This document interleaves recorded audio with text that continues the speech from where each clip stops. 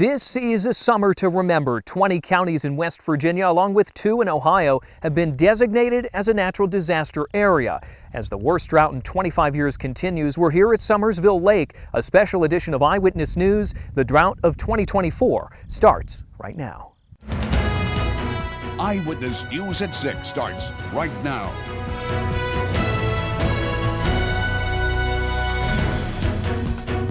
Good evening and thank you for joining us for this special edition of Eyewitness News. Summersville Lake, you can see the impacts of this year's drought. Well, tonight we're recapping our stories on the agricultural effects, the economic impact, and the potential dangers going into fire season. Extreme drought conditions are forcing boat owners to pull their vessels from Summersville Lake Marina before they get beached or grounded. Saturday is the last day for marina services. This decision coming earlier than expected for vacationers. Shelby Burrow is joining us after talking with boat owners. Hey, Shelby. Summersville Lake is a summer hotspot, and according to Summersville CVB, it attracts nearly 1 million visitors annually. But this year, boaters have been told to get their boats out of the water a bit earlier than normal. Today is the last day for people to pick up their boats due to the low water levels in the lake caused by extreme drought conditions. The Army Corps of Engineers is draining water from the lake to keep waters moving downstream. We really just had to start lowering the water a lot sooner than usual. It didn't really it obviously affected us with us having to close a little bit earlier and start draining the water, but it hasn't really been too bad. Marina employees say the boaters have been cooperative about the situation, although they're sad to see their summer activities cut short. Boaters have been coming in to get their vessels out of the water, and they say they're happy they got to enjoy the lake while they could. This has been an awesome summer, so we've had lots and lots of time out here on the lake, but we're just not ready for it to end. Laura Norman says being on the lake is her favorite way to spend her summer days. I had my 91-year-old grandmother out here Thursday, and she drove the boat for an hour. She loves it. So it was nice to be able to enjoy the last week. Norman says they had their boat parked in a lower area, causing them to move it on September 2nd, but she says she wasn't ready to put it away just yet. We were fortunate enough to get a spot towards the back so we could enjoy it a little bit longer. Although boaters tell me they are sad they have to hang up their summer activities earlier than usual, they're super excited to get back to it next year. In Summersville, Shelby Burrow, Eyewitness News. Thank you, Shelby. The 2024 gully season began yesterday. Summersville Lake is dammed during the summer, but in the fall, the gates are open, creating a flow on the Gully River. Whitewater rafting, kayaking, and paddleboarding are a big part of what drives tourists to Fayetteville, according to W.Va Tourism. But without the rain, visitors may have to change their summer plans. Oh, the water is way more low, but it's fun. There's all these different types of rock spins we can do. It's a little bit more technical boating. Everything becomes more narrow and channelized. It's a whole lot of fun. Gully season continues for the next 6 weeks, the upper and lower parts of the river offering different experiences. And with 2 weeks to go until fall leaves start changing their colors, sooner than expected, meteorologist Brandon Stover is looking at the additional dangers going into fire season.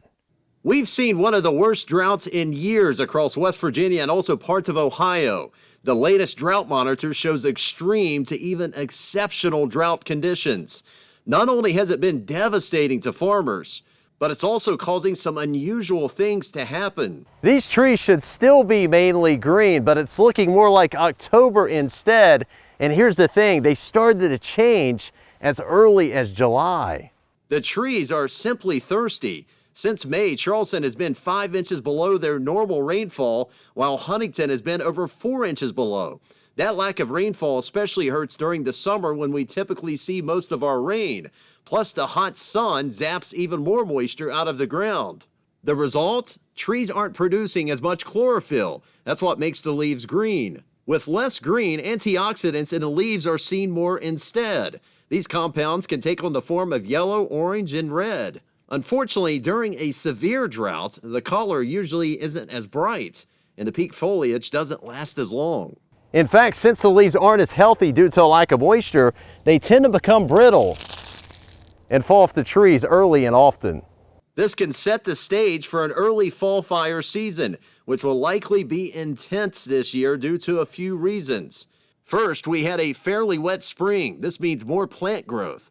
Second, since then, we've been in a major drought, allowing all those plants to become an ideal fuel source for fires. And lastly, leaves will fall earlier this autumn. That's also a time when days are typically warmer with lower humidity. These type of conditions can lead to large, fast-moving fires that are hard to control. If the tropics don't wake up soon, or this pattern remains the same, the Central Appalachians and a good portion of the Ohio Valley will likely see a historic season of fires. In Charleston, I'm storm meteorologist Brandon Stover. It's not even fall fire season yet, but the dry leaves are already creating a challenge and a concerning outlook for what the actual October fall fire season could bring. Foresters telling us not only are there more fires than usual, but dry ground is making fighting fires more difficult. Fires are burning past the forest floor level, and that's because of a lack of moisture in the ground, and it requires more digging to put them out. Usually at this time, there are a handful of fires in each of the 6 regions across the state. Forestry data says there have been 155 since July 1st. Really pay attention to what the weather's doing. Just because it's a nice sunny day and very windy, it may be great for burning a brush pile, but it also may be great for a brush pile escaping and causing damage to lands of another. As of now, there isn't a statewide burn ban in effect for West Virginia. Fall fire season begins on October 1st. Now, the Ohio Drought Monitor is painting a dire picture with portions of the state's agriculture under extreme or exceptional drought conditions. It's devastating crops and wallets in central Ohio. The Lostro family farms have been growing corn, soybeans, and wheat and pumpkins for 40 years. Its owner says that these are the worst drought conditions he's seen in those 4 decades, putting his passion to the test. It's not a whole lot of fun. It's just a lot more work and a lot more aggravation. Lostro says, like all farmers right now, he hopes for a more hydrated summer next year. That's a story we've continued to follow. I was in Roane County just 2 weeks ago, and at the time, the entire county was in extreme drought. County officials heard rumors of people selling their cattle and stocking up on hay. But after the latest U.S. Drought Monitor report, more than half of the county is in exceptional drought. Well, that rumor is slowly becoming a reality. 2 weeks ago, we met Roane County rancher Terry Brabham. At the time, he was already concerned about dry grass and hay production. Oh, it should be 12 inches tall or better, and it's, mowed at the end of May, and it's just brown. There's nothing here. Wednesday night, county and state leaders are gathering with agriculture producers to help talk about the resources available. This drought was coming and coming, but I don't think anybody really expected it to be this long and this dry. This once-in-a-generation drought is bringing up memories far older than 25 years ago from 1969. Like everybody else, I'm trying to figure out what kind of subsidies we can get, to pay the expenses. We've had to buy water tanks. Hunt is part of a growing amount of ag producers needing to haul water to their cattle, 500 gallons a day. Clover Roane Fire Chief Adam Smith says he's helping bring water to his neighbors using their fire truck. We've had also several people ask us about hauling drinking water, and we're in a process of trying to see if we could qualify a fire truck capable of hauling drinking water. Weekly USDA data shows West Virginia livestock sales are nearly double compared to last year. This is unheard of. It was late August, early September now, and they're starting to feed hay already. So we decided as an extension service we needed to work with the public and get some educational meetings together. Extension agent Brandy Brabham says she hopes state and federal leaders continue to fund solutions for their ag industry. Now, Extension agent Brandy Brabham says they're having another in-person meeting September 10th. They're also continuing to have their weekly Zoom meetings every Thursday. The U.S. Small Business Administration announced federal loans are available for eligible West Virginia and Ohio residents affected by this summer's drought conditions. Eligible farm and livestock owners can apply for assistance through the U.S. Department of Agriculture. Meteorologist Dante Ricky is going to be joining us from our studio in Charleston. Dante, we need this rain. It feels cooler at Summersville, but how long until we need that umbrella?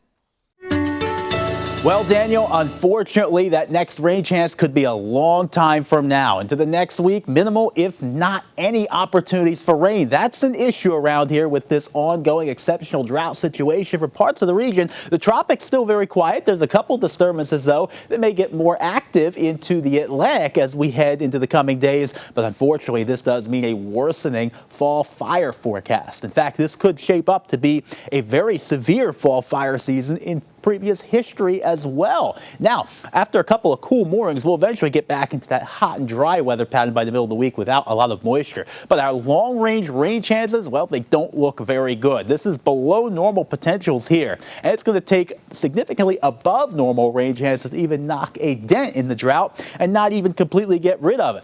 Fire risk for the rest of fall will be very high. And this will be a concern here through September as well. Usually that fall fire season starting in October. Well, hold off on all of those burning plans because some of the conditions that we're going to have through the middle of the week with some sunshine, dry weather, not going to be good. There is the potential, though, for some moisture to make our way, maybe by next Saturday, September 14th. However, this is not completely certain. The European model showing some more of this coming out of the Gulf. In fact, maybe even some remaining tropical moisture. But the American GFS keeps much of Appalachia dry, putting those rain chances into maybe Cincinnati and the Ohio Valley and also lessening them. We need a little bit more rainfall around here, but those chances are not coming along by any means. Wednesday, a chance to get back up to the 90s, and perhaps as we get into Thursday and Friday, still a little bit cooler, but that is the issue as well. However, Daniel, we are reminded how quickly Mother Nature can change.